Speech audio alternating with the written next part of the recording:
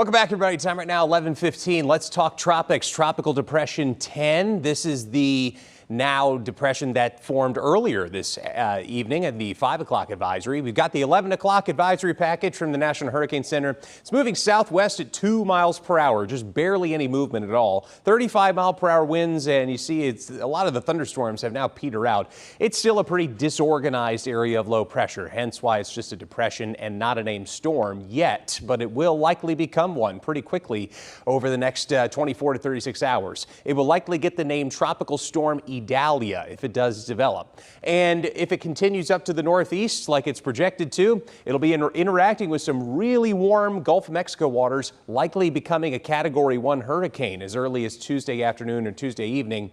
Some forecast models have it even stronger than that. And then it gets more interesting for us. The forecast track has it tracking down through the low country by around Wednesday afternoon, Wednesday evening. And now the farther south that track goes, the better news that we have for us.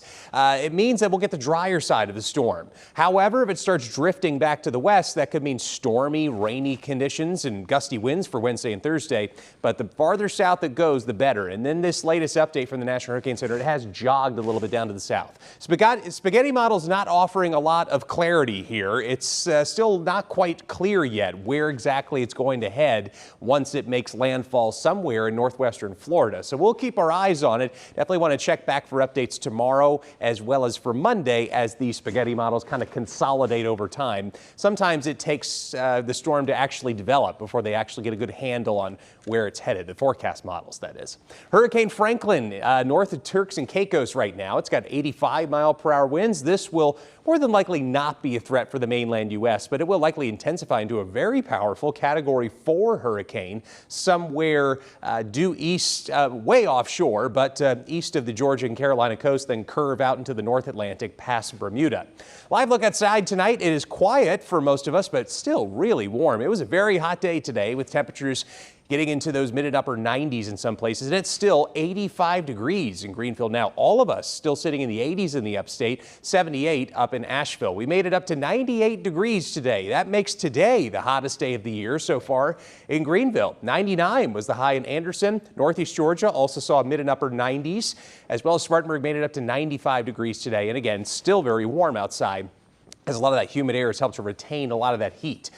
Some storms happening now in Charlotte. We have some pop-up stuff that's still hanging on out there this evening, but most of us will stay pretty dry the rest of the night tonight. All those showers that we're seeing now should fizzle out over the next hour or two. Waking up to sunshine early in the morning, and it stays mostly sunny through around noon tomorrow, but then turning very stormy tomorrow afternoon, especially in the mountains earlier at around 3 to 4 o'clock in the afternoon.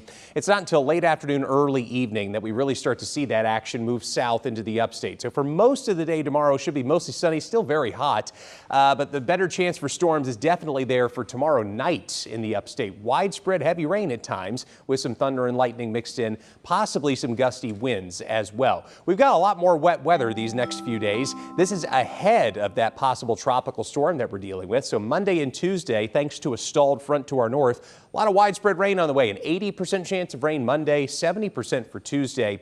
Wednesday and Thursday, subject to change depending on what exactly that tropical storm does. It does look like it'll be tracking farther south, potentially, so that could help us out and give us some more sunshine. But for now, I'm going with isolated rain chances there. Best news of all, though, is that the heat after tomorrow looks to be taking a dip. Low 80s for highs Monday and Tuesday, and only upper 70s Wednesday and Thursday. Stays pretty pleasant as the sunshine comes back out Friday and Saturday.